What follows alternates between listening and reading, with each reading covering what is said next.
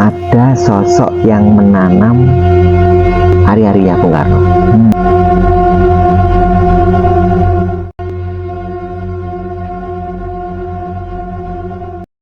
Assalamualaikum. Waalaikumsalam. Iya. Ini tempat apa ini Pak Tono? Ini adalah tempat lahirnya Bapak Bangsa. Tempat yaitu lahirnya Bapak Bangsa. Bapak Bangsa. Ya, di situsnya. Bung Karno. Bung Karno. Iya. Gimana Pak ceritanya kok bisa di sini? Jadi tempat ini sudah diyakini masyarakat dari zaman dahulu bahwa tempat inilah Bung Karno dilahirkan.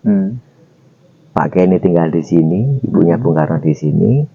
Kemudian situs ini tidak berdiri sendiri, tapi ada situs Pak Kenny ngajar sekolah. Ada juga Bung Karno sekolah desa, dan Bung Karno belajar agama ngaji di daerah sini. Itu bagus. Berarti lahir di sini dan beraktivitas. Beraktivitas Ya. di sini. Berapa tahun di sini? Kurang lebih hampir 6-7 tahun lah. 6-7 tahun. Untuk itu ada proses dia sekolah, ya, bapaknya bertugas di sini mengajar, dan Bung Karno juga belajar mengaji. Ya. Tempatnya di mana?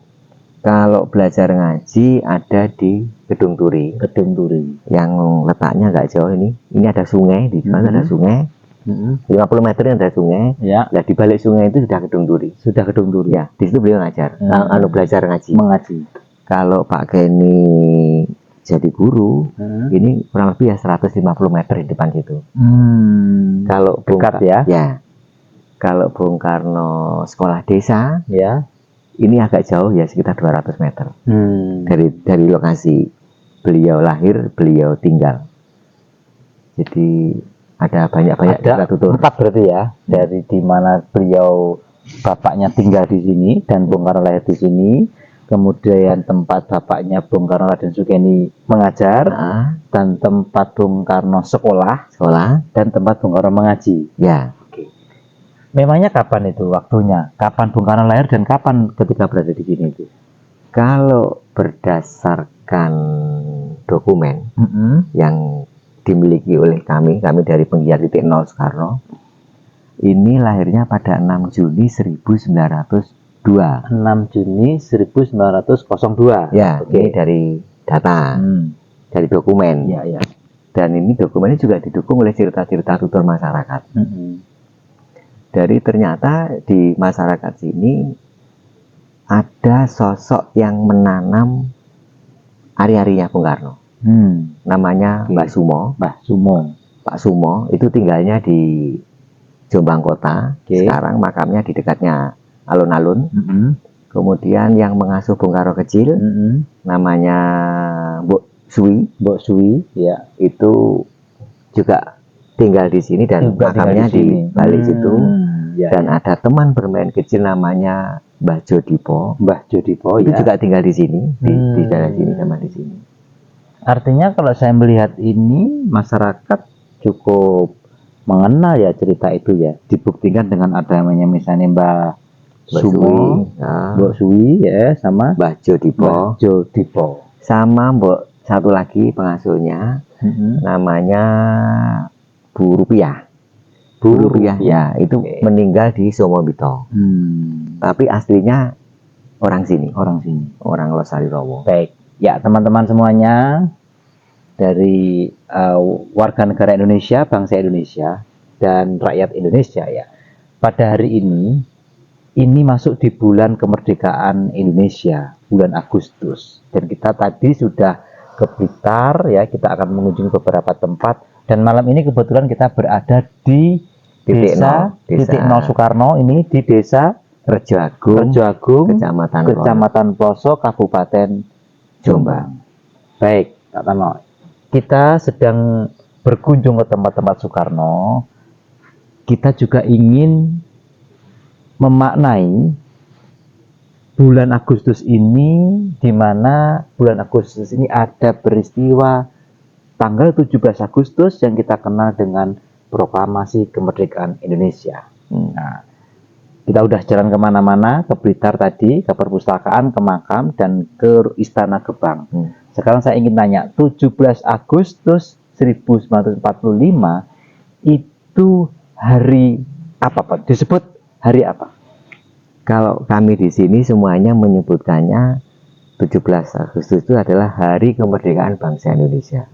Saya ulangi, Ya, 17 Agustus 1945 dikenal atau kita maknai atau kita sebut hari kemerdekaan bangsa Indonesia. bangsa Indonesia. Ya. Apa alasannya? Alasannya kami di sini yang ketempatan tempat lahirnya Bung Karno. Bung Karno sebagai bapak bangsa di dalam teks proklamasi itu kan jelas-jelas disebutkan kami bangsa Indonesia. Bung Karno juga atas nama bangsa Indonesia. Kalau masyarakat di sini dari dulu nggak pernah menyatakan 17 Agustus kemerdekaan Republik di sekitar kami ini. Makanya di depan nanti bisa dilihat bagaimana masyarakat di sini untuk menuliskan ucapan itu. Bahkan di sini tidak hanya hari kemerdekaan bangsa, berdirinya negara pun juga diperingati di sini. Oh, keren ini. Nanti kita lihat. Ya, Kita lihat ya di depan buktinya. Betulkah di tempat ini itu ada narasi ya, berbentuk apa Pak itu? Banner Banner dari ya. zaman dulu, Spanduk ya, atau banner yang menyebutkan 17 Agustus sebagai hari kemerdekaan bangsa Indonesia, dan 18 Agustus itu berdirinya negara. Berdirinya negara Kesatuan Republik Indonesia. Oke, bisa dijelaskan apa yang dimaksud bangsa, apa yang dimaksud negara, apa yang dimaksud tanggal 17 dan 18 gitu kan? Gimana? Ya. Yang dimaksud berdirinya negara kapan itu? 18 Agustus. 18 Agustus. Oke, silakan disampaikan.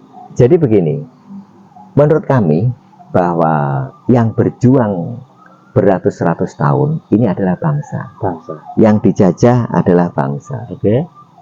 Kemudian tanggal 17 Agustus itu yang menyatakan kemerdekaan masih bangsa. Karena negara belum ada. Oke. Satu hari kemudian barulah kita mendirikan negara dan beberapa infrastrukturnya, ada presiden, ada wakil presiden dan lain-lain. Ini tanggal 18 Agustus. Oke, berarti penyebutan yang betul 17 Agustus adalah kemerdekaan bangsa. Oke, kalau disebut kemerdekaan Republik gimana? Jika dikatakan 17 Agustus kemerdekaan Republik ini, satu, kita bisa terjerumus kepada dosa politik. Maksudnya? Kita mengingkari para pejuang-pejuang kemerdekaan bangsa ini.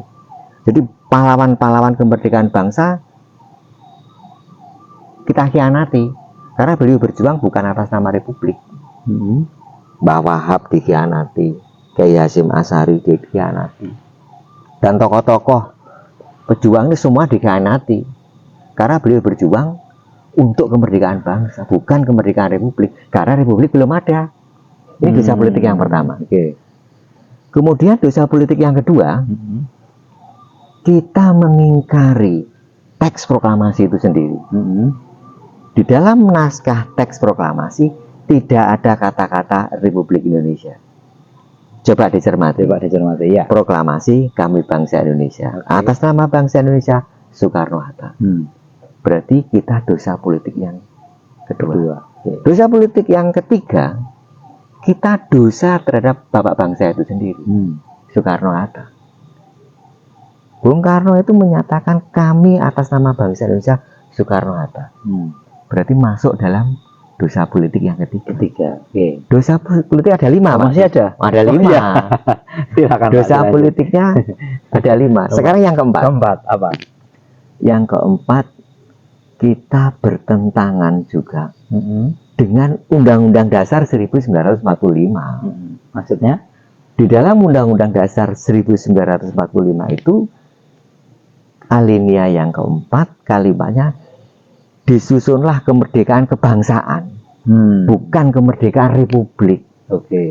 Ya. Jadi ini dosa politik yang keempat itu bertentangan dengan, karena di dalam undang-undang alinea keempat disebutkan kemerdekaan kebangsaan, bukan kemerdekaan republik. Iya, kerepublikan. Ini dosa politik yang keempat. Nah, dosa politik yang kelima, kita ini tukang prank, tukang ngapusi, ngapusi terhadap Republik. Republik itu nggak pernah dijajah kok Pak.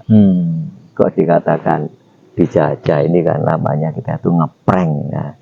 Maka istilah kami ini penyebutan 17 Agustus kemerdekaan Republik ini masuk kategori dosa politik. Wah, dosa ini. Wah, ini pernyataannya luar biasa ini. Itu adalah dosa Politik. politik. Iya. Oke. Apakah ada dampak negatif akibat dosa itu? Jadi begini, kalau yang dikatakan dosa politik ini nanti akan berdampak politik juga, ya. Semua lini nanti berimbas, berimbasnya apa? Terutama kepada perilaku dan moral anak bangsa di kemudian hari. Kalau ada pejabat yang korupsi, apa itu terdampak dari dosa politik? Ya diantaranya dosa politik. Dan yang jelas dosa politik ini harus dilakukan pertobatan nasional. Karena apa? Ini masuk warisan, masuk warisan tanah air dari Sabang sampai Merauke itu milik nenek moyang kita kok, dari Tuhan untuk bangsa kita kok. Gak diakoni. Ya ini kan pelanggaran besar. Oke, teman-teman, ini menarik bahwa di tempat ini kemerdekaan bangsa sejak dulu dan ditegaskan ada 5 dosa politik kalau kita menyebut 17 Agustus kemerdekaan Republik Indonesia. Dosa politik. 17 Agustus loh ya. Iya, 17 Agustus ya. 17 Agustus. Ya. Bagi Anda silakan berkomentar. Apakah Anda sepakat itu dosa politik atau Anda tidak melihat itu dosa politik? Jadi podcast kita itu terbuka, ya. Silakan nanti Pak Kusatno sebagai narasumber juga harus menjawab nanti kalau ada pertanyaan Ya, soal titik nol Soekarno. Titik nol Soekarno bertanggung jawab. Ya, silakan. Kita diskusi ya. Jadi gini, diskusi, jadi ya. begini ya Pak. Gimana? Untuk urusan kebangsaan, untuk urusan negara ini semua boleh, tidak harus pejabat. Karena ini kan tanah air ini kan milik kita. Yang Jadi berjuang adalah nenek moyang kita, nenek termasuk kita. kita sebagai generasi penikmat ini harus paham supaya kita tidak kepleset kepada dosa politik. supaya tidak kepleset ke dosa politik. Ya. Oke, saya kira itu pesan terakhir yang luar biasa ya. Di sini kita menemukan ada dosa politik dan ini menarik untuk kita diskusikan lebih lanjut. Karena kalau memang betul itu dosa politik, berarti itu harus ada pertobatan nasional. Ya. Kalau tidak, Ya dampaknya kita terus dalam dosa. Selalu terjerumus di dalam dosa yang turun-temurun. Iya, turun-temurun. Nanti dampaknya ya seakan-akan kemerdekaan yang kita peroleh ini hadiah. Oke. Kan kepleset gitu. Terus negara republik dijajah. Ya kan? Lihat dijajah, siapa yang menjajah? Kalau yang merdeka republik berarti bangsanya belum merdeka. Berarti bangsanya kan dijajah. Siapa yang menjajah bangsa? Lah di anu sendiri, Dicari sendiri. dicari sendiri. Dicari sendiri. Oke, terima kasih. Oke, cukup Oke. ya. Jadi pesan dari titik nol Soekarno, jangan pernah menyebut 17 Agustus Kemerdekaan republik. karena itu mengandung Dosa politik. politik. Ya, dosa politik. Berapa jumlahnya? Ada 5. 5. Kalau ada dasar negara, 5. Tujuan negara, 5. Dosa politik, 5. salam berkat rahmat Allah yang Maha Kuasa. Assalamualaikum warahmatullahi wabarakatuh. Merdeka. Merdeka.